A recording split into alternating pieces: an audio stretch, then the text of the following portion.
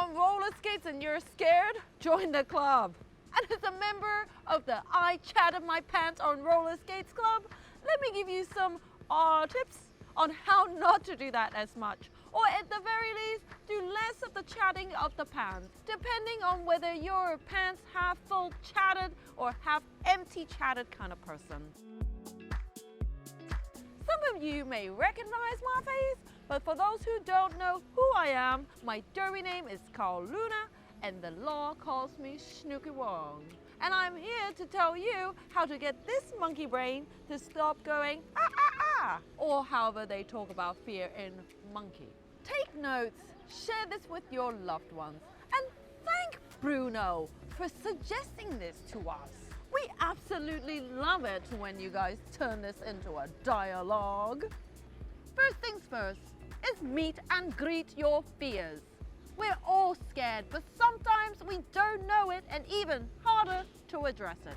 So check in with yourself. At the start of the session, ask yourself, what would I soil my pants for? And yes, I'm scared of that. For me, it's dropping in on skates. And yes, I say to myself, I am terrified of dropping in, and that's okay. I don't have to do anything I'm not comfortable with. Everyone's different, but whatever your fears happen to be, just remember it's okay to be scared. And it happens to all of us. Fight or flight, all that good stuff. The weird thing about skating is 50% of it is in your mind. Fixing what goes on in your head, it's already half the battle won.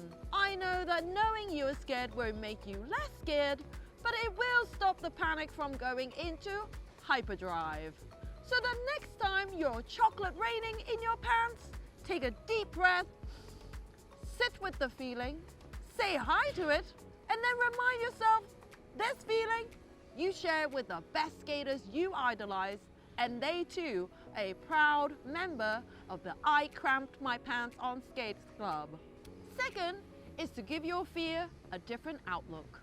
We often have it in our head that learning a trick means we should be nailing it the first time, every time, and then every time after that. And when we don't, we will break our face and die. So having this honest conversation with yourself will help you shift your focus from what would happen if you fall to thinking about what can you work on comfortably and happily on skates so that you can ease yourself into progress. Instead of looking at roller skating as a list of tricks that you need to tick off, think of roller skating as a set of opportunities.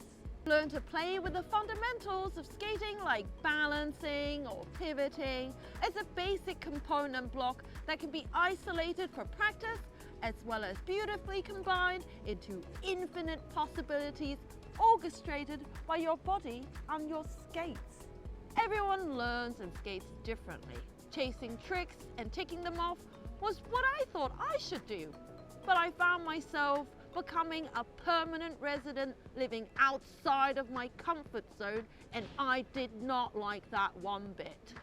It felt like progress was slow, and I was getting increasingly anxious about even going to the park. When I started acknowledging my fear and respect for park skating and dropping in, I realized I can work on any of the fundamentals until I feel like I'm closer to reframing my mind about dropping in.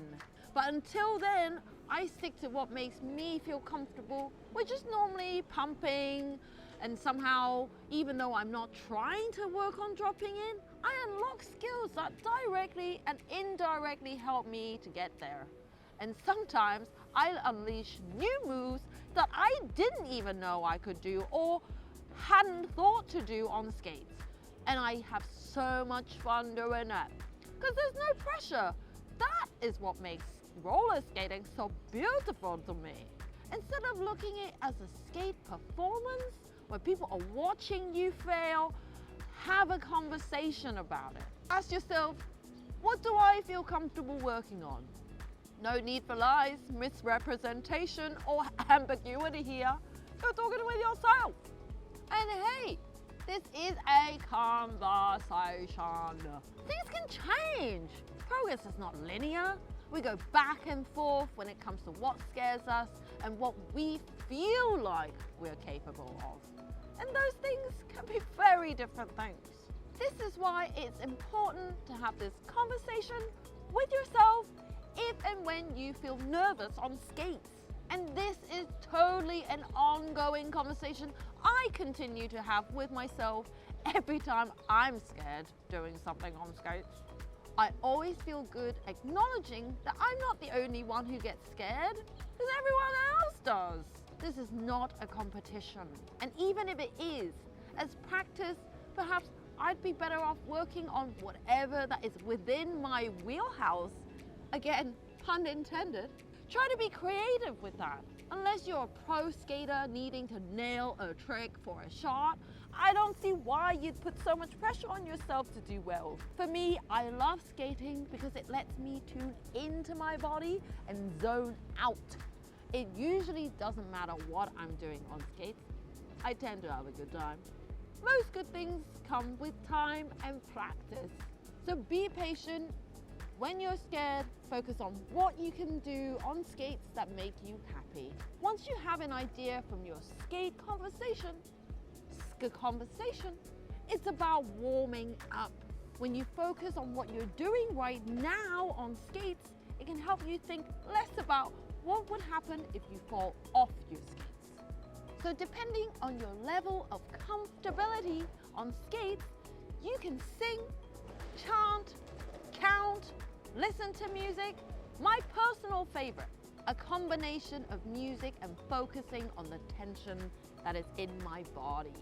And since you were honest with yourself, with your fears and skills, you have picked out something you know will be a work in progress. Something that you are totally comfortable working on. We all strive to be the best skater we can be, often making us becoming overcritical of ourselves and our progress. I think it's a relief when I'm not trying to be the best, and instead I'm content with doing boring or basic things on skates. That is usually when I'm having the best time. Remember, what is boring or basic to you can be very different to what is boring and basic to other people. So you do you, yeah? Instead of a challenge, change your attitude and approach to help you see this as an opportunity to improve your understanding of the underlying mechanisms that relate to the execution of the move. Using that understanding will help you break down seemingly complicated moves into manageable steps for you to explore.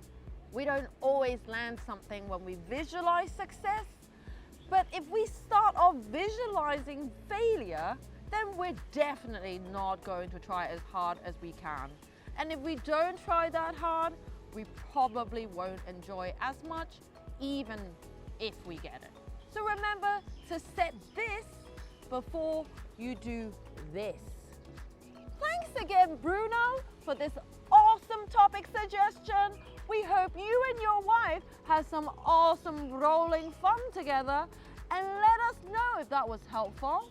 If any of you out there have more questions or suggestions, you know what to do.